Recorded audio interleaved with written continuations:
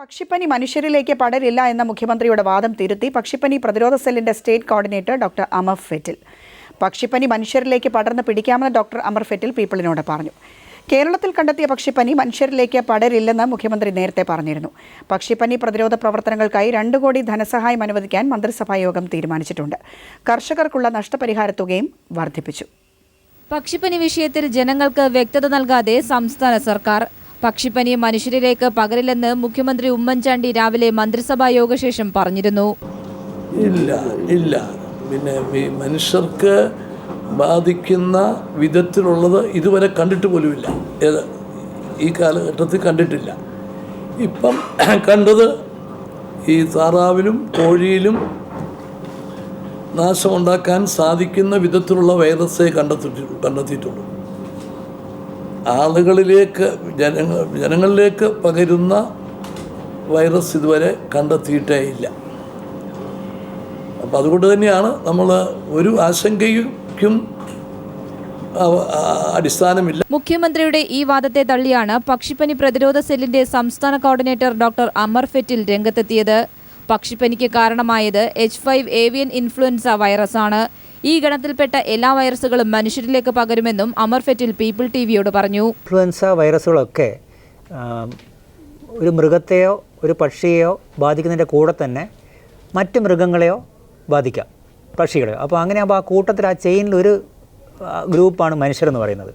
അപ്പോൾ അങ്ങോട്ടും ഇങ്ങോട്ടും പകരാനുള്ള സാധ്യത ഒരിക്കലും ഇൻഫ്ലുവൻസ വൈറസുകൾക്ക് തള്ളിക്കളയാൻ പറ്റില്ല. ചിലത് കൂടുതൽ പകരും, ചിലത് കുറച്ച് പകരും. പക്ഷേ ആ പകരാനുള്ള സാധ്യതയുണ്ട്. കൂട്ടത്തോടെ ചാവുന്ന താറാവുകളെയും കോഴികളെയും മനുഷ്യർ നേരിട്ട് എടുക്കുകയാണെങ്കിലും പാകം ചെയ്യുകയാണെങ്കിലും ഈ രോഗാണു വേഗം മനുഷ്യരിലേക്ക് പകരും. പ്രതിരോധ മരുന്നുകൾ കഴിക്കുകയും പ്രതിരോധ പ്രവർത്തനങ്ങൾ ചെയ്യുകയും മാത്രമാണ് ഏക ഉപാധിയെന്നും ഡോക്ടർ പറയുന്നു. ഇതോടെ പക്ഷിപ്പനി വിഷയത്തിൽ സർക്കാർ തന്നെ 2 തട്ടിലായിരിക്കുകയാണ്. ഇത് പകരുന്ന വൈറസാണ് എന്ന നിലപാടിൽ തന്നെയാണ് ആരോഗ്യവകുപ്പ്. എന്നാൽ പകരില്ലെന്ന മുഖ്യമന്ത്രിയുടെ വാദം ജനങ്ങളെ ആശയക്കുഴപ്പത്തിലാഴ്ത്തിയിരിക്കുകയാണ്. News bureau, Thiruvananthapuram.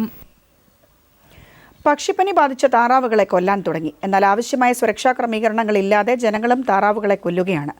പക്ഷിപ്പനി മനുഷ്യരിലേക്ക് പകർന്നതായും സൂചനയുണ്ട്. ആലപ്പുഴ ജില്ലയിലെ പുറക്കാട് പഞ്ചായത്തിലെ ഇല്ലിക്കൽ പ്രദേശങ്ങളിൽ 7 പേരെ രോഗലക്ഷണങ്ങളുമായി ആശുപത്രിയിൽ പ്രവേശിപ്പിച്ചു. അതേസമയം പക്ഷിപ്പനി സംബന്ധിച്ച വാർത്തകളുടെ തത്സമയ സംപ്രേഷണം നിർത്തിവെക്കണമെന്ന് ആലപ്പുഴ ജില്ലാ കളക്ടർ ആവശ്യപ്പെട്ടു. 5 ദിവസം മുൻപാണ് കേരളത്തിൽ പക്ഷിപ്പനി കേന്ദ്രം സ്ഥിരീകരിച്ചത്. ഈ വിവരം അന്ന് തന്നെ സംസ്ഥാന മൃഗസംരക്ഷണ വകുപ്പിനെ അറിയിക്കുകയും ചെയ്തിരുന്നു. എന്നാൽ ദിവസങ്ങൾ പിന്നിട്ടിട്ടും പ്രതിരോധ പ്രവർത്തനം താളം തെറ്റിയതിനെ തുടർന്നാണ് പുറക്കാട് പഞ്ചായത്തിൽ ജനങ്ങൾ സ്വയം പ്രതിരോധ പ്രവർത്തനത്തിനായി ഇറങ്ങിയത്. 300ഓളം താറാവുകളെ ഇവർ തീയിട്ട് നശിപ്പിക്കാൻ ശ്രമിച്ചു. യാതൊരുവിധ സുരക്ഷാ നടപടികളും ഇല്ലാതെയായിരുന്നു നാട്ടുകാരുടെ പ്രതിഷേധം. തുടർന്ന് മൃഗസംരക്ഷണ വകുപ്പിലെ ഉദ്യോഗസ്ഥരും ആരോഗ്യവകുപ്പിലെ ഉദ്യോഗസ്ഥരും എത്തി ജനങ്ങളെ പകർച്ചവ്യാധിയുടെ തീവ്രത മനസ്സിലാക്കി. ഇതോടെ ഇവർ പിൻവാങ്ങിയെങ്കിലും നേരിയ സംഘർഷമുണ്ടായിരുന്നു. പിന്നീട് വയലിൻ നടുവിൽ താറാവുകളെ കൂട്ടത്തോടെ തീയിട്ട് നശിപ്പിച്ചു. പ്രതിരോധ മരുന്നുകളോ സുരക്ഷ ഒരുക്കുന്ന ഗ്ലൗസുകളോ മാസ്കുകളോ ഇല്ലാത്തതുകൊണ്ടാണ് ജനങ്ങൾ ഇത്തരത്തിൽ ജീവൻ പണയപ്പെടുത്തി രംഗത്തിറങ്ങാൻ കാരണമായത്. ഇതിനിടയിൽ പ്രദേശത്ത് നിന്നും പനി ബാധിച്ച ചിലരെ ആശുപത്രിയിൽ എത്തിച്ചത് ജനങ്ങൾക്കിടയിൽ ആശങ്ക ഉയർത്തിയിട്ടുണ്ട്. നാട്ടുകാരുടെയും പഞ്ചായത്തിൻ്റെയും ശക്തമായ ഇടപെടലിനെ തുടർന്നാണ് പുറക്കാട് പഞ്ചായത്തിലെ ഈ മടയത്തോട് പാടശേഖരത്തിലെ കുറച്ച് താറാവിനെയെങ്കിലും നശിപ്പിക്കാൻ സാധിച്ചത്. 10,000-ഓളം താറാവുകളാണ് ഈ പാടത്തിനി അവശേഷിക്കുന്നത്. എത്ര ദിവസം വേണ്ടിവരും ഇതിനെ ഇത്തരത്തിൽ നശിപ്പിക്കാനെന്നുള്ളതിനെക്കുറിച്ചാണ് ഇപ്പോൾ ഉദ്യോഗസ്ഥർ ആലോചിക്കുന്നത്. ആലപ്പുഴയിൽ നിന്നും ഷാജഹാൻ. തിരുവനന്തപുരം മുതൽ എറണാകുളം വരെ 6 ജില്ലകളിൽ പക്ഷിപ്പനി പടരുകയാണ്. ജനങ്ങളേറെ പരിഭ്രാന്തിയിലും. കോട്ടയം ജില്ലയിൽ പ്രതിരോധ പ്രവർത്തനങ്ങളുടെ ഭാഗമായി താറാവുകളെ കൊന്നൊടുക്കൽ ആരംഭിച്ചു. പക്ഷിപ്പനി ഏറ്റവും അധികം ബാധിച്ച ഐമനം പഞ്ചായത്തിലാണ് ദ്രുതകർമ്മസേനയുടെ നേതൃത്വത്തിൽ പ്രത്യേക സംവിധാനം ഉപയോഗിച്ച് താറാവുകളെ കൊന്നൊടുക്കുന്നത്. പക്ഷിപ്പനിയെ നേരിടുന്നതിന് 50 സ്ക്വാഡുകളാണ് ജില്ലയിൽ പ്രവർത്തിക്കുന്നത്. അതേസമയം പ്രതിരോധ പ്രവർത്തനങ്ങൾക്കുള്ള മരുന്നിന്റെ ദൗർലഭ്യം നിലനിൽക്കുന്നുമുണ്ട്. 2 ദിവസത്തിനകം ഈ പ്രശ്നം പരിഹരിക്കുമെന്നാണ് ജില്ലാ കളക്ടർ അജിത് കുമാർ അറിയിച്ചിട്ടുള്ളത്. താറാവുകൾ കൂട്ടത്തോടെ ചത്ത പത്തനംതിട്ട പെരിഞ്ഞര പഞ്ചായത്തിൽ സർക്കാരിന്റെ പ്രതിരോധ നടപടികൾ പാളി. മരുന്നുകളും സുരക്ഷാ കിറ്റുകളും എത്താത്തതുമൂലം പ്രതിരോധ പ്രവർത്തനങ്ങൾ ഇന്ന് ആരംഭിക്കില്ലെന്നും ബോധവൽക്കരണം മാത്രമാണ് നടത്തുക എന്നും അധികൃതർ നേരത്തെ അറിയിച്ചിരുന്നു. എന്നാൽ ചത്ത താറാവുകളെ കത്തിച്ചു തുടങ്ങിയിട്ടുണ്ട്. കൊല്ലം ജില്ലയിലേക്കും പക്ഷിപ്പനി പടർന്നിട്ടുണ്ട്. കൊല്ലം ജില്ലയിലെ പോരുവഴിയിൽ 10ഓളം വീടുകളിൽ 100ഓളം താറാവുകൾ ചത്തു. എറണാകുളം ജില്ലയിലും താറാവുകൾ കൂട്ടത്തോടെ ചത്തു. കാലടി, മാണിക്കമംഗലം, മഞ്ഞപ്ര സ്വദേശി പൗലൂസിന്റെ 50ഓളം താറാവുകളാണ് കൂട്ടത്തോടെ ചത്തത്. 5 വിദഗ്ധ സംഘം സ്ഥലത്ത് പരിശോധന നടത്തി. താറാവുകളുടെ ബ്ലഡ് സാമ്പിളും ക്ലോയ്ക്കൽ സാമ്പിളും ശേഖരിച്ച് എറണാകുളം ജില്ലാ മൃഗസംരക്ഷണ ഓഫീസിലെത്തിച്ചു. എറണാകുളം ജില്ലയിൽ ജാഗ്രതാ നിർദ്ദേശം നൽകിയിട്ടുണ്ട്. തിരുവനന്തപുരം ജില്ലയിലും താറാവുകളെയും കോഴികളെയും കൂട്ടത്തോടെ ചത്ത നിലയിൽ കണ്ടെത്തി. തിരുവനന്തപുരം നെട്ടയത്താണ് 16 കോഴികളിൽ 10 എണ്ണം ചത്തത്. ആരോഗ്യ വിദഗ്ധർ വിദഗ്ധ പരിശോധന നടത്തിയെങ്കിലും പക്ഷിപ്പനിയാണെന്ന് സ്ഥിരീകരിച്ചിട്ടില്ല. കുടപ്പനക്കുന്ന് ഫാമിന്റെ സമീപത്ത് തമിഴ്നാട് സ്വദേശികൾ ചത്ത താറാവിനെ ഉപേക്ഷിച്ചു പോയതും പരിഭ്രാന്തി പടർത്തി. അതേസമയം താറാവ് കോഴികളെ അന്യസംസ്ഥാനങ്ങളിൽ നിന്ന് തിരുവനന്തപുരത്തേക്ക് എത്തിക്കുന്നത് 2 ദിവസത്തേക്ക് നിരോധിച്ചിട്ടുണ്ട്. വിവിധ ബ്യൂറോകൾക്കൊപ്പം ന്യൂസ് ഡെസ്ക്. പക്ഷിപ്പനി വിഷയത്തിൽ സർക്കാരിന് ഗുരുതരമായ വീഴ്ച പറ്റിയെന്ന പിണറായി വിജയൻ കുട്ടനാട് മേഖലയിൽ സന്ദർശനം നടത്തിയ ശേഷം മാധ്യമപ്രവർത്തകരോട് സംസാരിക്കുകയായിരുന്നു അദ്ദേഹം. ആലപ്പുഴയിൽ പക്ഷിപ്പനി ഭീകരാന്തരീക്ഷം സൃഷ്ടിച്ചിരിക്കുകയാണ്. 2 ആഴ്ച പിന്നിട്ടിട്ടും കാര്യക്ഷമമായ നടപടി സ്വീകരിക്കാത്ത സർക്കാർ ഇക്കാര്യത്തിൽ കുറ്റകരമായ വീഴ്ച വരുത്തിയിരിക്കുകയാണെന്നും പിണറായി വിജയൻ പറഞ്ഞു. നെടുമുടി, ചെമ്പുപുറം തുടങ്ങിയ സ്ഥലങ്ങളിലെ കൃഷിയിടങ്ങൾ സന്ദർശിച്ച ശേഷം സംസാരിക്കുകയായിരുന്നു അദ്ദേഹം.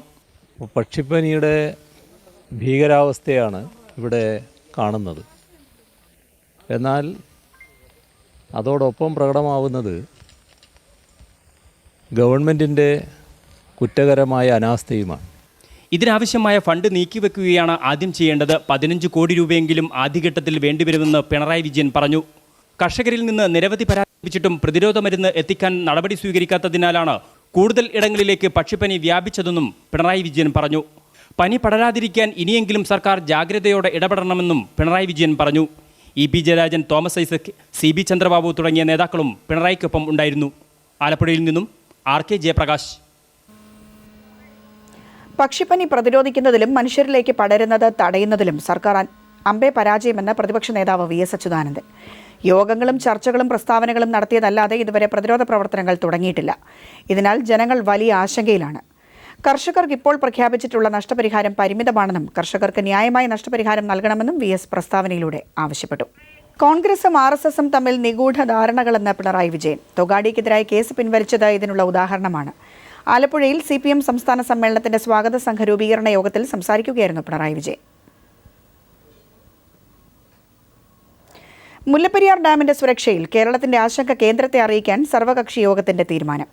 മുഖ്യമന്ത്രി, പ്രതിപക്ഷ നേതാവ്, ജലവിഭവ മന്ത്രി എന്നിവർ പ്രധാനമന്ത്രിയെ കാണും.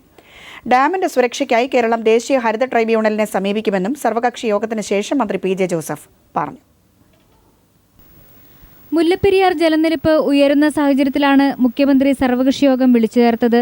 പ്രതിപക്ഷ നേതാവ് VS അച്യുതാനന്ദൻ, മന്ത്രിമാരായ രമേശ് ചെന്നിത്തല, തിരുവഞ്ചൂർ രാധാകൃഷ്ണൻ, PJ ജോസഫ് എന്നിവർക്ക് പുറമെ Kodiyeri Balakrishnan, PC George, V Muraleedharan, K Surendran തുടങ്ങിയവരും യോഗത്തിൽ പങ്കെടുത്തു.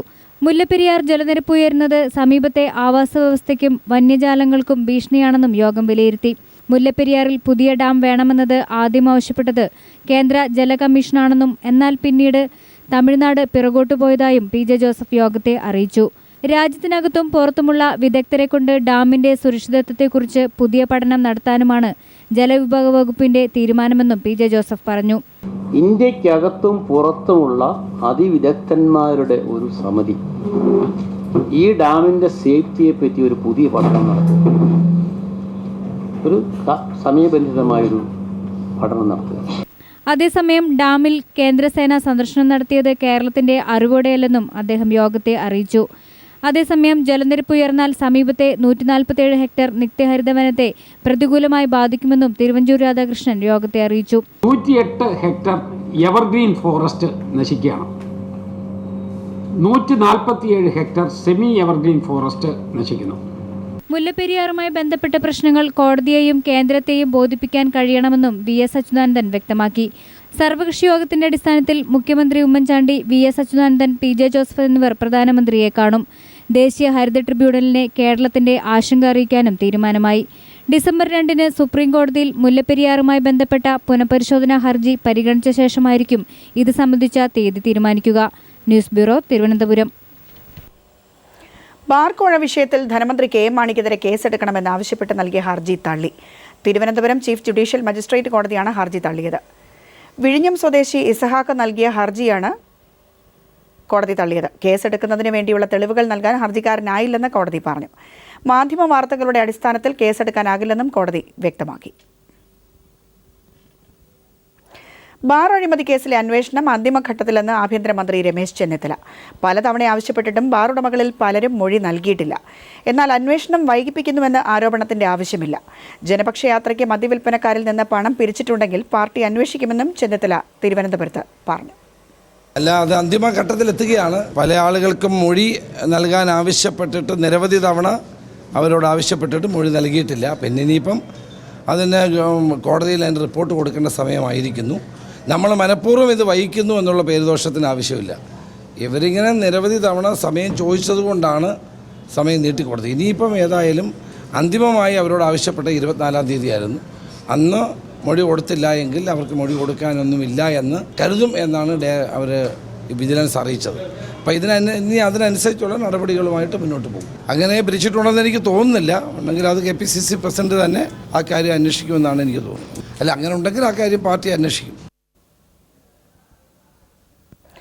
ഇന്ത്യയുടെ സാമ്പത്തിക തലസ്ഥാനമായി മുംബൈയെ പിടിച്ചുകുലുക്കിയ ഭീകരാക്രമണത്തിന് ഇന്ന് 6 വയസ്സ്. മഹാനഗരിയെ ഭീതിയുടെ മുൾമുനയിൽ നിർത്തിയ ഭീകരാക്രമണം കഴിഞ്ഞ് 6 സംവത്സരങ്ങൾ പിന്നിടുമ്പോഴും ആയുധമേന്താതെ ആയിരങ്ങളുടെ രക്ഷകരായ പല നിശബ്ദ ജന്മങ്ങളും ഇന്നും അംഗീകരിക്കപ്പെട്ടിട്ടില്ല. ഇത് സുരേഷ് ജാദവ്, മധ്യ റെയിൽവേയിലെ ട്രെയിൻ ഗാർഡ്, ആത്മാർത്ഥതയുടെ പ്രതീകമായ ഒരു റെയിൽവേ ഉദ്യോഗസ്ഥൻ. നവംബർ 26 ബുധനാഴ്ച രാത്രി CSTയിൽ പറന്നെത്തിയ മാധ്യമപ്രവർത്തകർ ധൃതിയിൽ കഥകൾ മെനഞ്ഞപ്പോൾ സുരേഷിനെ പോലെ ജീവിതം കൈക്കുമ്പിളിൽ അമ്മാനമാടി ജീവരക്ഷാ പ്രവർത്തനം നടത്തിയ പല ഹീറോകളെയും അവർ സീറോകളാക്കി മാറ്റി. ചിതറിയോടുന്ന ജനക്കൂട്ടത്തിന് മധ്യ തീവ്രവാദികളുടെ ഗർജിക്കുന്ന തോക്കുകൾക്ക് നടുവിലൂടെ പ്രായം മറന്ന് അയാൾ അനൗൺസ്മെന്റ് റൂമിലേക്ക് ഓടുകയായിരുന്നു. കവാടങ്ങൾ അടച്ചിടുവാനും ടെർമിനസിലെ വൈദ്യുതി വിളക്കുകൾ ഉടൻ അണയ്ക്കുവാനും ഉച്ചഭാഷയിലൂടെ അതിവേഗം അറിയിപ്പ് നൽകാൻ ഡ്യൂട്ടിയിലുണ്ടായിരുന്ന അനൗൺസർ വിഷ്ണു ജാണ്ടയോട് ആവശ്യപ്പെട്ടു. ആദ്യം വിസമ്മതിച്ച ജാണ്ടയോട് അല്പം വഴിവിട്ട സമ്മർദ്ദത്തിലൂടെയാണ് അനൗൺസ്മെന്റ് ചെയ്യാൻ നിർബന്ധിതനാക്കിയത്. ഈ അനൗൺസ്മെന്റാണ് CSTയിലേക്ക് കടന്നുവരാൻ കഴിയാതെ പോയ ആയിരങ്ങളുടെ ജീവൻ രക്ഷിച്ചത്. ആയുധമേന്താതെ ബുദ്ധിയും യുക്തിയും കൊണ്ട് മനുഷ്യജീവിതങ്ങളെ രക്ഷിക്കാമെന്ന് തെളിയിച്ച സുരേഷ് ജാദവിന്റെ പേര് രക്ഷകരുടെ നാമാവലികളിൽ എവിടെയും കാണാനായില്ല. അതേസമയം ആദ്യം അദ്ദേഹത്തിന്റെ നിർദ്ദേശത്തെ അവഗണിക്കാൻ ശ്രമിച്ച ജാണ്ഡെ എന്ന അനൗൺസർക്ക് കേന്ദ്ര സംസ്ഥാന സർക്കാരുകൾ നൽകിയ പാരിതോഷികം 30 ലക്ഷത്തിലധികമാണ്. റെയിൽവേ അധികൃതരും ജാദവിന്റെ ജീവൻ പന്താടിക്കൊണ്ടുള്ള സാഹസിക ശ്രമത്തെ അംഗീകരിക്കാനോ ആദരിക്കാനോ തയ്യാറായില്ല. അദ്ദേഹത്തിൻ്റെ ഈ ദൗത്യത്തിന് കൃത്യമായ തെളിവുകൾ ലഭിച്ചപ്പോൾ ആശംസാസൂചകമായി ഒരു കത്ത് നൽകുകയും ഈ സാഹസിക ദൗത്യത്തെക്കുറിച്ച് യഥാർത്ഥ വിവരങ്ങൾ മാധ്യമങ്ങൾക്ക് ഒരു കാലത്തും നൽകരുതെന്ന് കർശനമായി വിലക്കുകയുമാണ് മധ്യ റെയിൽവേ അധികൃതർ ചെയ്തത്. അതുകൊണ്ട് തന്നെ നടുക്കുന്ന ഓർമ്മകളുടെ കാട്ടുതീയിൽ നിൽക്കുമ്പോഴും തൻ്റെ വേദനകളും പരാതികളും ആരോടും പറയാൻ സാധ്യമല്ലാത്ത ദയനീയ അവസ്ഥയിലാണ് സുരേഷ് യാദവ്. സുരക്ഷാ ക്രമീകരണങ്ങൾ തീരെ അപര്യാപ്തമായ മുംബൈ CSTയിൽ പുലരും വരെ ജീവരക്ഷാ പ്രവർത്തനങ്ങളിൽ വ്യാപൃതരായിരുന്ന പാർസൽ പോർട്ടർമാർ അടക്കമുള്ള നിരവധി ക്ലാസ് 4 ജീവനക്കാരുടെ പേരുകളും ഇതുപോലെ അവഗണിക്കപ്പെട്ടു. Premlal, news bureau, Mumbai. CPM Kollam Kundara area secretary Josukutty അന്തരിച്ചു. 60 വയസ്സായിരുന്നു. കൊല്ലം NS ആശുപത്രിയിലായിരുന്നു അന്ത്യം. മൃതദേഹം നാളെ രാവിലെ 9 മണി മുതൽ CPM കുണ്ടറ ഏരിയ കമ്മിറ്റി ഓഫീസിൽ പൊതുദർശനത്തിന് വയ്ക്കും. സംസ്കാരം നാളെ 4 മണിക്ക് സാന്ദ്രിക്കൽ സെന്റ് ട്രീസ പള്ളി സെമിത്തേരിയിൽ നടക്കും.